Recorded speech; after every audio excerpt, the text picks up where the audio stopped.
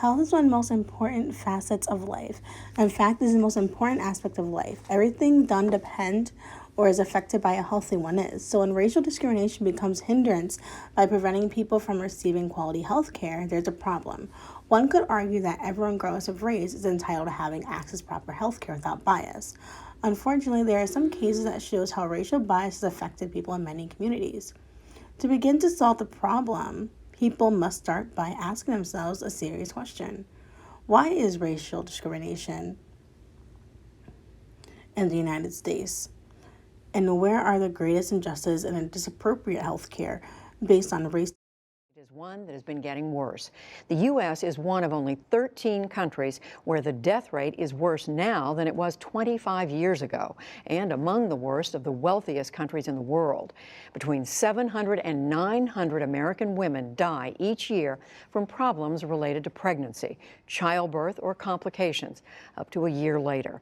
There are as many as 50,000 cases annually where women face dangerous and even life-threatening situations.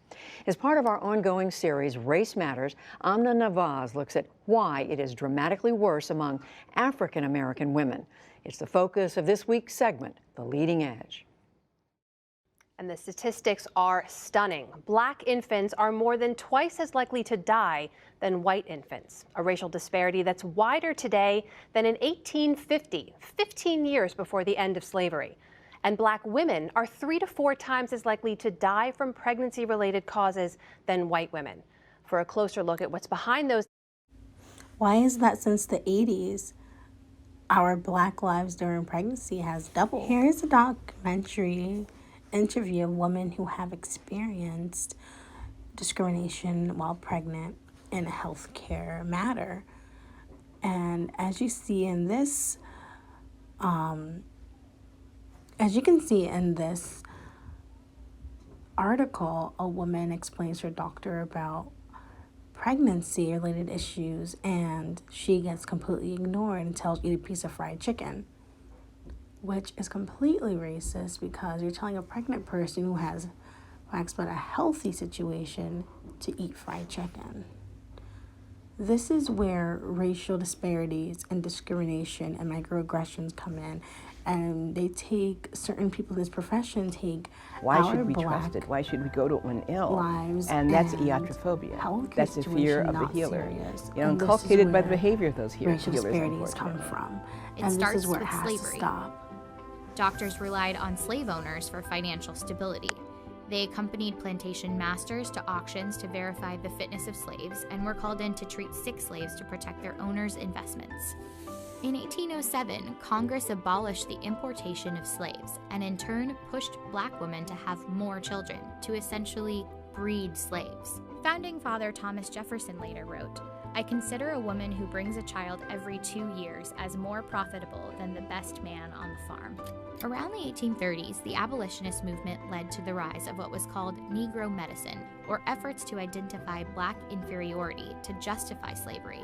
And there were polygenists who tried to use both science and the Bible to find proof that races evolve from different origins. The 1830s also marked the beginning of recorded experimentation on black women's bodies. One doctor performed experimental C-sections on slaves. Another one perfected the dangerous ovariotomy, or removal of an ovary by testing the procedure on slave women. In fact, half the original articles in the 1836 Southern Medical and Surgical Journal dealt with experiments on black people. And then, of course, there's James Marion Sims, whose reputation is etched in history and on that statue in Central Park. Between 1845 and 1849, Sims began performing experimental surgeries on a 17-year-old slave named Anarcha. He eventually performed 30 operations on Anarcha and more surgeries on about 11 other female slaves. When his male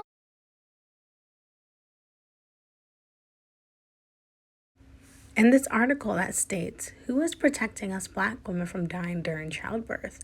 If it's not people who we trust more in the healthcare systems, our doctors and primary physicians, then who is it? And why isn't our life being completely kept safe in the arms of people who we trust the most? And as a black woman myself, this is scary. And people who I know know how scary this is.